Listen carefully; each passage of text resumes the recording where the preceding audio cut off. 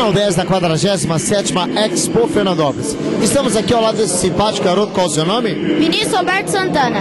Ô Vinícius, o ano passado você cantou no palco da Expo, foi isso?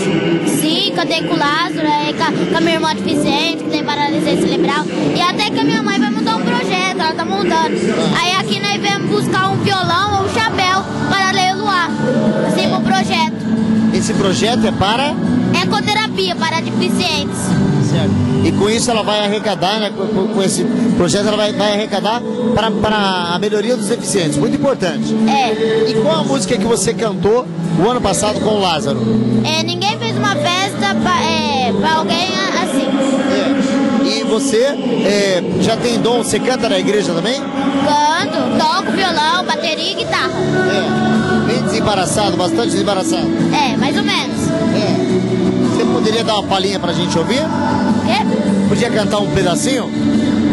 Ninguém fez uma festa quando eu nasci, mas quem daria uma festa por nascer alguém assim? O tempo todo eu luto pra me adaptar. Ok, cara, parabéns. Que ano você tá na escola? Dá um toque aqui. Quinto ano. Seria a antiga quarta série. Você tem 10 anos, é isso? Sim, 10 anos. Tem futuro, hein, garoto? Parabéns, viu? Grande abraço. Obrigada.